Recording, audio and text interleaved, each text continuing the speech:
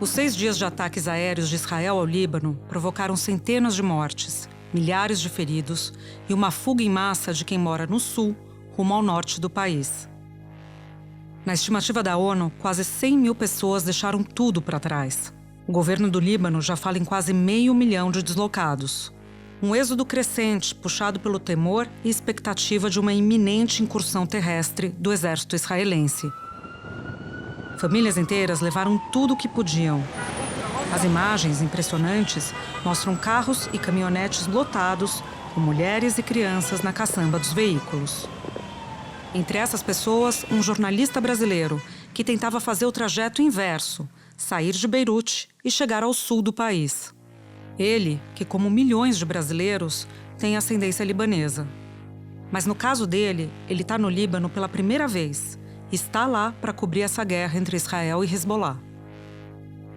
Nessa cobertura, testemunhou a queda de um míssil a 300 metros de onde estava, foi parado por homens do Hezbollah e chegou a sentir muito medo.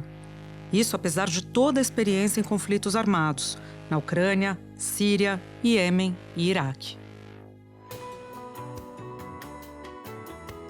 Da redação do G1, eu sou Júlia do Alibe e o assunto hoje é a fuga dos libaneses. Um relato do fotógrafo e documentarista Gabriel Shahin. Ele fala comigo direto de Beirute, a capital libanesa, dias depois de sair do sul do país em meio aos ataques de Israel. Quinta-feira, 26 de setembro. Shahin, conta pra gente onde você se encontra neste exato momento e como é que tá a situação por aí. Eu tô em Beirute agora. A situação aqui ela vem se deteriorando cada dia mais e dá para perceber muito essa tensão agora no ar das pessoas que antes, há pouco tempo atrás, não acreditavam que poderia acontecer algo mais significativo, mas hoje todo mundo realmente mudou o seu pensamento em relação a uma possível guerra aqui na região. O clima de tensão aqui na cidade cresceu drasticamente por conta desses novos ataques de Israel, que começou de forma mais efetiva. 2 dias atrás eu estava ao sul do Líbano, eu tinha dormido de um dia para o outro lá no sul, acordei com um ataque, com os bombardeios ao meu redor, assim, em todos os locais, 360 graus, assim, sendo bombardeado, não na localidade que eu estava, exatamente numa cidade cristã, mas todo o vale dessa localidade que eu estava, ela fica no alto de uma montanha, então rodeada por vales, que são lugares utilizados pelo Hezbollah para poder lançar os seus ataques e tal. Eu acordei nessa manhã com dezenas de bombardeios e desde então essa escalada repentina, Beirute mudou drasticamente. Então, quando eu cheguei aqui na cidade, o meu apartamento ele fica numa área cristã e que tem muitos bares e restaurantes, inclusive na rua onde eu moro.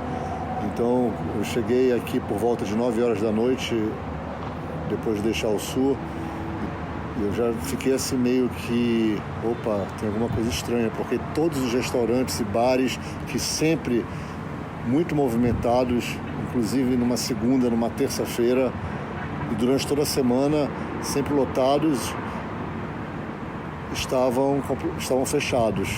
É uma loucura assim, mas me veio muito na cabeça Kiev no primeiro dia de guerra, quando a Rússia começou a atacar. Eu senti exatamente o mesmo clima. Eu não tinha sentido esse clima aqui em Beirute antes.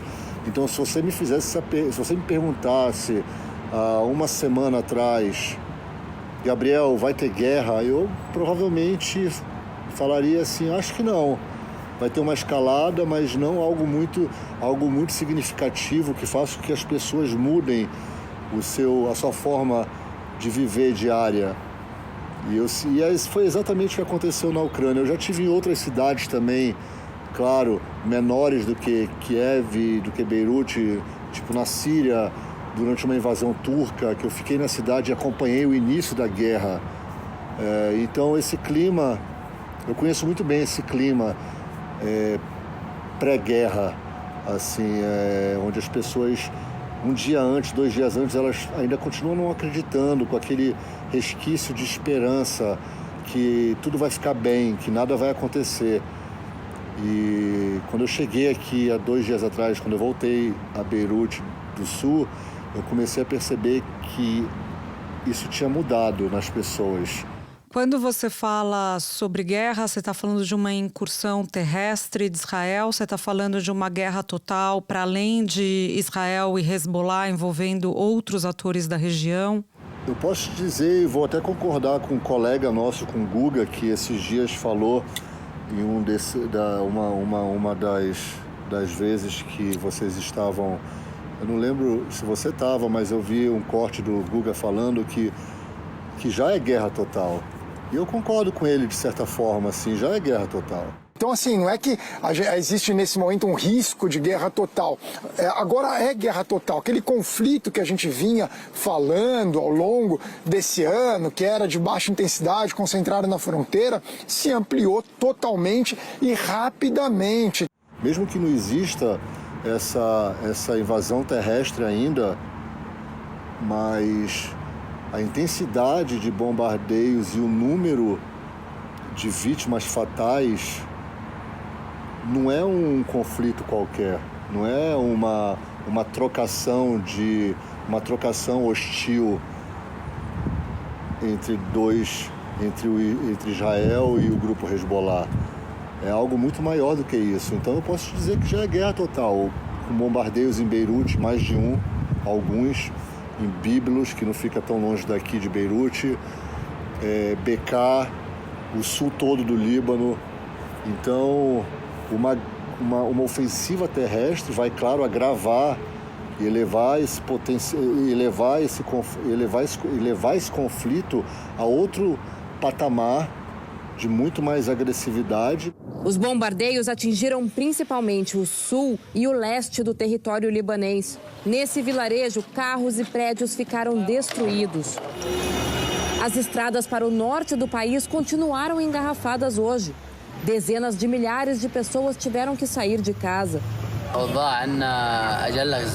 Nossa situação é como lixo. São ataques, aviões, diz Abbas. Uma guerra de destruição total.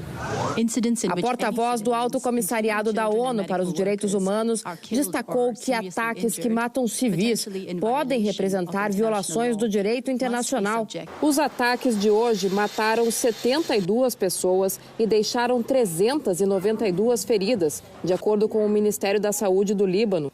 Esse conflito que todo mundo já está acostumado a ver desde 2006, essa trocação e tal, ele já aumentou já tem algum tempo. Então, desde então, isso se tornou algo muito maior do que uma troca de hostilidade. Então, eu posso dizer que já é uma guerra acontecendo. Talvez não da forma que a gente esperava que fosse acontecer, mas as guerras mudam, a forma de combate, de atacar o seu inimigo muda no decorrer dos anos, a estratégia militar muda. Então isso já é uma guerra que está acontecendo. Você contou que estava 2 dias no sul. Eu queria saber como você chegou à capital, Shahin, como foi o trajeto, como é que você fez esse trajeto todo e que você contasse também que na cidade de Beirute ela é dividida por bairros e os bairros concentram determinadas religiões. Então tem os muçulmanos xiitas, sunitas, tem os cristãos. Você está na área cristã. Para chegar na área cristã, você passou pelos bairros muçulmanos, especificamente xiitas, onde se concentra o Hezbollah e onde se concentraram os ataques de Israel? Quando eu estava voltando do sul, que Na verdade, a minha ida, eu tenho ido ao sul constantemente. Não digo diariamente, mas de 2 em 2 dias eu tô indo para o sul. Então, sempre, 100% das vezes, a minha ida ao sul, saindo de Beirute, eu cruzo uma cidade chamada Nabatia, que é uma cidade xiita, que já é o sul do Líbano. E consecutivamente, a minha ida e o meu retorno a Beirute, eu cruzava essa cidade. Nesse dia que aconteceu, que se intensificou os ataques e Israel começou realmente a bombardear de forma pesada todo o sul, eu tentei voltar por Nabatia, assim, nesse dia foi um inferno na terra. Nabatia foi bombardeada mais de 300 vezes. Os dados divulgados pelo exército de Israel.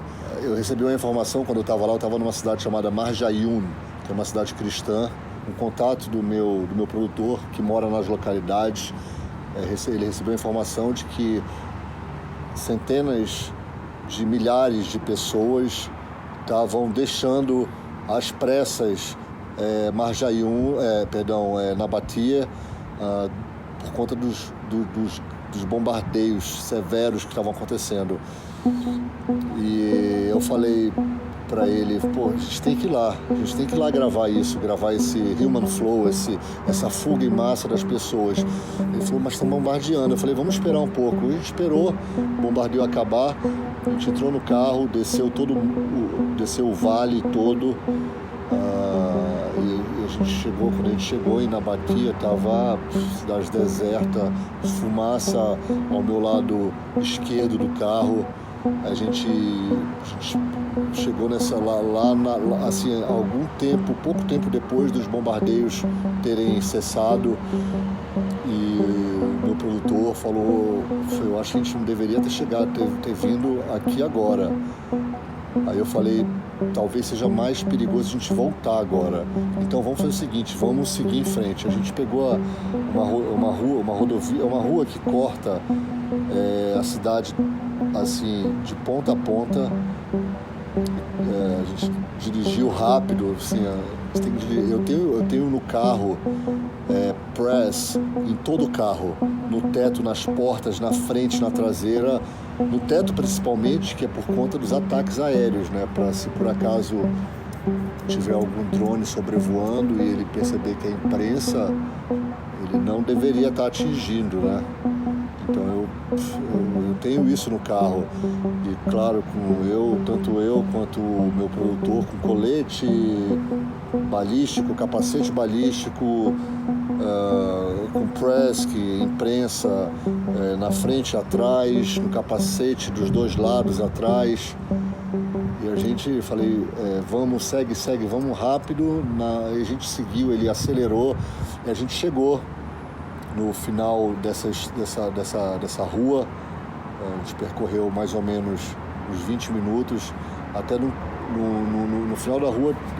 Ela liga até uma avenida principal, e ali estava um caos, assim, um completo caos. Um rio de carros, com pessoas amontoadas dentro de cada carro, as picapes com gente atrás das picapes. E eu não pude descer do carro nessa hora, porque é uma situação muito complicada. As pessoas, evidentemente, estão desesperadas, com os nervos à flor da pele. E pode ser muito arriscado, tanto para mim quanto para o meu produtor. Aí vocês voltaram? E aí a gente começou a receber as informações que já estavam nas redes sociais, de outros colegas, que estavam em um engarrafamento para Beirute de horas e horas. Então eu falei, olha, o que a gente tem que fazer agora é voltar na direção que nós viemos até Marjayun, que era, naquele momento, era um trajeto muito arriscado, porque era exatamente o ponto de contato onde estavam sendo os bombardeios. Só que não tinha outra saída. Nós voltamos muito rápido, assim, eu tenho que te confessar, com muito medo, muito, assim, um medo muito grande de receber um bombardeio próximo. Tava calor, a gente geralmente anda de ar-condicionado e nesse momento a gente abriu as janelas da van, todas as janelas, por conta dessa onda da explosão, que se por acaso a gente recebesse o impacto, se a gente estivesse passando e coincidentemente tivesse acontecendo um impacto de míssil próximo, essa onda atravessasse o vidro do carro, porque isso pode causar muitas coisas se o carro tiver com os vidros fechados, uma explosão nos vidros e os estilhaços pode ser fatal e tal. Então a gente abriu os vidros do carro e dirigiu muito rápido, ainda bem, nada aconteceu. E aí? E a gente parou num pequeno restaurante familiar que tem lá, que eu geralmente estava comendo quase todos os dias. Restaurante com 4 mesas. A gente sentou, pediu um chá e tal, e para pensar qual que seria a saída disso tudo.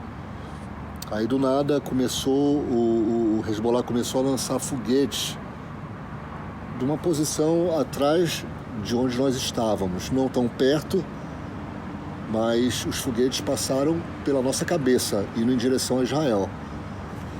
Aí eu falei, pô, a gente tem que sair daqui agora, assim, porque é automático, assim, eles lançam alguma coisa, Israel ataca esse lugar que saiu. O foguete, um foguete, na maioria das vezes eles estão usando foguetes.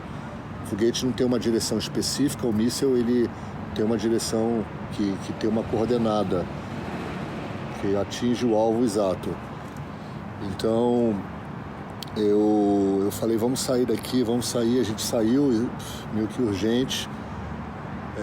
Logo depois de 5 minutos veio um bombardeio gigantesco, com certeza atingindo o local que tinha sido lançado. Aí depois veio outro bombardeio, muito próximo, assim, muito próximo, que eu digo muito próximo, menos de 300 metros. E aí a gente saiu de Marjaim, foi para outra cidade ali perto, para a cidade do meu produtor. O meu produtor começou a fazer ligações para outros amigos que moram nos arredores para saber. A gente acabou decidindo ir embora mais ou menos às 5h30 da tarde pelo BK, porque pelo lugar que eu sempre ia e voltava, não dava mais. E não dá mais. Agora não dá mais. A gente foi pro BK, então era um trajeto que geralmente, fazendo por Nabatie, a gente levava, 1 hora.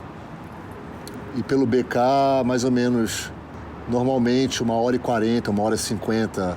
Eu demorei quase 5 horas para chegar em Beirute. Chaim, como é que foi essa entrada em Beirute? Cheguei quase 10 horas da noite. Eu não lembro exatamente o horário, mas à noite, depois das 9. O engarrafamento, descendo a montanha, chegando em Beirute, tinha um engarrafamento contra das pessoas deixando Beirute e indo para as montanhas, porque o Beirute é assim, no tempo de guerra, a população civil, eles vão para as montanhas ao norte. Porque geralmente em 2006, Israel atacou pontos estratégicos em Beirute. E como você tinha falado na sua pergunta sobre os bairros,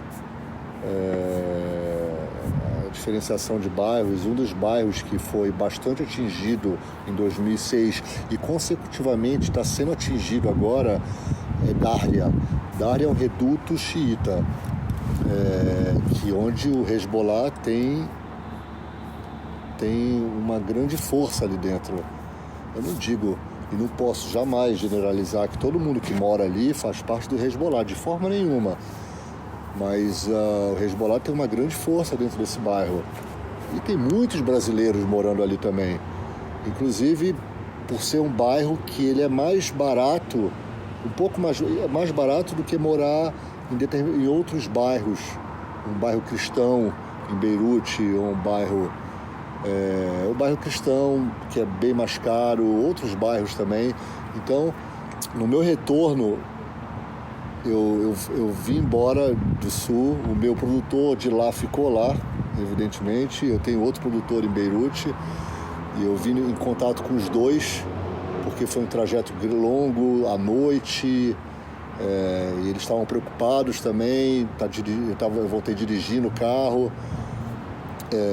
Uma das coisas que o meu produtor, os dois falaram, olha, quando você chegar na entrada de Beirute, você vai ter uma bifurcação. Uma te leva para Darya e outra te leva para Sharafia, que é a localidade que eu me encontro.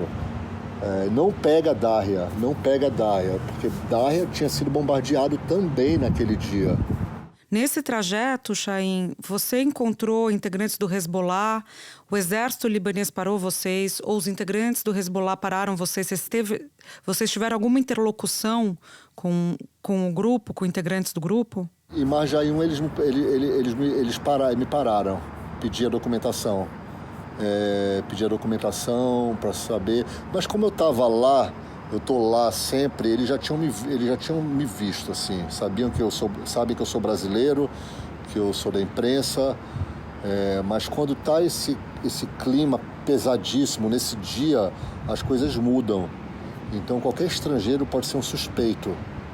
Eu estava completamente legalizado perante as autoridades libanesas, com a carta do Ministério da Informação, a autorização do Exército Libanês para trabalhar nessa região. Então, eu não estava lá de forma clandestina. E você encontrou muitos brasileiros? Nesses últimos 2 dias que eu estava, não, eu não encontrei porque eu não procurei. Eu estava lá para fazer algumas outras imagens, mas eu sempre estou em contato com eles, assim, mesmo estando lá no dia que aconteceu esse grande ataque, eu liguei para 2 dos brasileiros que eu venho entrevistando, que eu venho seguindo, que é o Márcio, que mora no extremo sul, que é uma cidade chamada Cafachuba, que é o que alimenta os gatos, os animais de estimação que foram deixados para trás, e liguei para o seu Issam, porque eles eram 2 pessoas que até no momento da entrevista eles falavam, não, jamais vou deixar aqui, jamais aqui, minha terra, vou ficar aqui até o final dos meus dias. E nesse dia que os ataques se intensificaram, eu liguei, evidentemente, para os 2 para saber se eles precisavam de alguma coisa, já que eu estava ali, mesmo sem poder ajudar muito, mas eu estava lá, vocês precisam de alguma coisa, eu vou voltar para Beirute, vocês querem que eu leve vocês querem me seguir e tal, não sei o quê. E eles falaram, eu perguntei, aí, vocês vão ficar? O Márcio de Cafachuba já falou, não, eu estou deixando a cidade agora e estou indo para outra cidade, não tão longe daqui, mas porque aqui onde eu tô não tem mais jeito de se viver, tá muito arriscado. E o seu Issam, que mora em outra cidade não tão longe de lá, eu falei com ele até ainda agora, e ele me relatou, até muito triste a mensagem que ele me mandou, falando, meu amigo Gabriel, eu tô aqui ainda, tô querendo ir embora, mas estão dizendo que a estrada tem muitos mortos. Então, eu não sei muito bem o que eu faço, estou esperando, mas eu acho que até sábado eu vou embora. É um senhor de idade. Então, essa é a situação do Sul. O Itamaraty confirmou a morte de um adolescente brasileiro num ataque aéreo no Líbano. A família dele é de Foz do Iguaçu e informou que Ali Kamal Abdallah tinha se mudado para o país com um pai e 2 irmãos. O pai do adolescente era libanês e tinha se naturalizado paraguaio. Ele também morreu no bombardeio que, segundo a família, ocorreu na segunda-feira. Os irmãos estão recebendo assistência da embaixada e devem voltar para o Brasil. Espera um pouquinho que eu já volto para continuar minha conversa com o Gabriel Chaim.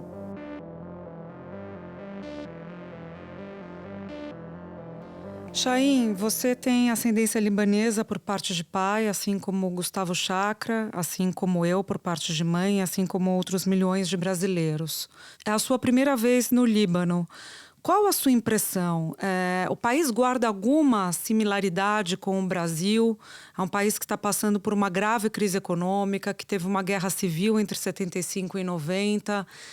Qual a sua impressão desse país, especificamente de Beirute, que já foi chamada de a pérola do Mediterrâneo, dada a beleza que a cidade tem, né? Da onde você vê o mar e a neve? Eu acho que a similaridade com o Brasil são... Assim, o que eu consigo ver de mais próximo é realmente os contrastes sociais. Tanto Beirute quanto, vamos colocar, o Rio de Janeiro, a gente tem essa mesma paisagem deslumbrante a 360 graus. Porém, o contraste social impera totalmente aqui na cidade. Da mesma forma que de vez em quando eu vejo carros extremamente caros, tipo Ferraris e carros dessa magnitude, a gente vê refugiados sírios pedindo dinheiro na rua para se alimentar. Hoje a inflação altíssima, os restaurantes, os valores cobrados em restaurantes são valores muito altos. Assim, é muito caro se viver aqui, pagar aluguel, ir ao supermercado, onde você vê realmente que o dinheiro perdeu o valor aqui. Então, para você adquirir um bem de consumo, você tem que gastar bastante, você paga muito por isso. Talvez não seja a similaridade que as pessoas gostariam de ouvir, mas eu acho que o contraste é o que mais me pegou aqui, essa proximidade do contraste social. Por isso eu acho que os libaneses brasileiros se deram muito bem no Brasil, assim, se adequaram muito ao Brasil, por toda essa similaridade. Assim, o povo é um povo como o nosso. Nós somos formados por esse povo, né? É um mix completo, caloroso, amigo. Realmente, para quem é brasileiro e vem até o Líbano, pode-se dizer que se sente em casa um pouco, tirando, claro, a língua, que é totalmente diferente, mas eu acho que os países são muito próximos. Que legal ouvir você contar isso, fiquei até emocionada. Chaim, para a gente terminar, você disse que sentiu muito medo nesse seu trajeto para o sul. E eu fiquei pensando, enquanto você contava, eu falava, nossa, o Chaim sentiu medo, ele já cobriu tantas guerras, sempre está em locais perigosos, realmente está perigoso por lá. Numa escala de gradação de perigo, você conseguiria colocar a situação atual? Então, essa é uma pergunta, assim, que eu poderia estar te dando uma resposta um pouco mais simples e objetiva, mas eu acho que... Eu estava até conversando isso com o meu produtor, quando nós voltamos de Nabatia, que foi essa tensão toda, e eu falei para ele, é o medo por conta de situações que eu já passei muito próximas. Eu sei que o inesperado numa guerra pode de fato acontecer a qualquer momento. Como está passando, está recebendo um ataque aéreo próximo, por conta de experiências passadas, experiências vividas e tal, na cobertura de conflitos armados. Eu acho que isso já tem algum tempo, me acende um alerta muito grande dentro de mim. Assim, acende um alerta muito grande dentro de mim. Lembrando de sons, de cenas, de mísseis, de explosões chegando muito próximo. E eu sei que aquilo que as pessoas pensam que não poderia acontecer, eu tenho certeza que pode acontecer, porque eu já passei por isso. Então, eu acho que essa preocupação que acaba até certo ponto se tornando um medo absoluto de que aquele momento pode realmente ser o último, te faz ser um pouco mais cauteloso em determinadas situações, porque nós nos colocamos nessa situação de altíssimo risco.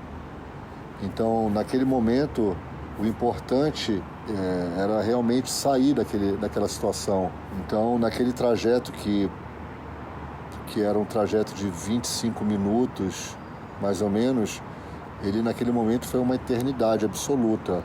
Mas eu posso dizer que de 0 a 10 no risco, era 10. Porque é um risco que você não pode prever. E qualquer tipo de ataque aéreo é fatal, né? Não tem jeito de você sair ileso de um ataque de um míssil por um caça F-35. O que você está fazendo, a cobertura de guerra é, sem dúvida nenhuma, a cobertura mais perigosa e talvez a mais necessária, né, do jornalismo, a cobertura de conflitos. E você você narrava a situação de você saindo de Beirute, indo ao sul, e de todo mundo saindo do sul, querendo chegar a Beirute. E me veio na cabeça que é justamente isso. Quando a gente está falando sobre cobertura jornalística de guerra, é isso, é estar no lugar de onde todo mundo quer sair, né? E é isso que você está fazendo de maneira muito nobre, muito profissional. Para a gente terminar mesmo, Chaim, eu fico com um questionamento sobre como sua família lida com isso. Acho que as pessoas devem te perguntar bastante. Eu, como jornalista, que já tive o sonho de cobrir guerra, mas como mãe também, eu fico pensando como os familiares lidam com essa sua situação de ser um jornalista de guerra. Eu acho que é uma situação ao extremo, né? Então, geralmente eu tento poupar toda a minha família. Eu tenho 2 filhos e tal, eu tento poupar meus filhos. E quando eu estava voltando nessa rua, nessa estrada muito perigosa, aconteceu uma cena, assim, uma questão. Eu estava voltando e estava na hora dos meus filhos irem para a escola. E o meu filho no carro me ligou por vídeo. E o celular estava no meu bolso e eu atendi. Assim, eu não ia atender, mas eu acabei atendendo, sem querer. E a primeira cena foi a minha cena sentada no carro, que ele viu só minha cabeça com capacete, com colete. E eu falei, filho, eu te ligo daqui a pouco, eu estou ocupado agora. Eu desliguei. E não era uma cena que eu queria que ele tivesse visto, não naquela hora, porque já tem essa questão, o seu pai está na guerra e essa questão de morte sempre vem à tona, né? Claro, é uma coisa que a gente não pode fugir dessa conversa. Só que eu tento poupá-los, não só os meus filhos, mas toda a minha família, em relação a criar certo tipo de preocupação, de muita preocupação, sem o momento que se deve preocupar. Então, geralmente eu sou muito cauteloso em questão às redes sociais, em estar postando coisas, porque eu sei que não é só as pessoas que gostam do meu trabalho que estão ali vendo o que eu estou fazendo, mas familiares também. Para finalizar, se eu fosse mostrar tudo que eu vejo diariamente quando eu cubro conflitos, eu acho que as pessoas que estão vendo isso de longe, muitas delas não dormiriam mais. Então, eu consigo aguentar e absorver essas imagens, mas eu não sei se eles conseguiriam. Então, por conta disso, eu tento ser o mais cauteloso possível no compartilhamento de informações sobre o que eu estou vivendo, passando e vendo. Gabriel Chaim, muito obrigada por disponibilizar o seu tempo para conversar com a gente, para dividir essas informações todas. parabéns pelo trabalho que você faz. Eu sou muito fã, acompanho há muitos anos. E muito boa sorte nos próximos dias. Valeu, Júlia, e para todo mundo aí da equipe. Obrigado. Alguns dos áudios que você ouviu neste episódio são da Associated Press e da Reuters. Para você que ouviu o episódio até aqui, eu vou te fazer um convite. Participar do canal do G1 no WhatsApp. Por lá você pode ativar as notificações e receber as principais notícias do dia direto no seu celular. Este foi O Assunto, o podcast diário disponível no G1, no YouTube ou na sua plataforma de áudio preferida. Comigo na equipe do Assunto estão Mônica Mariotti, Amanda Polato, Carol Lorenzetti, Luiz Felipe Silva, Thiago Kazuroski e Gabriel de Campos. Eu sou Júlia do Alibe e fico por aqui. Até o próximo assunto.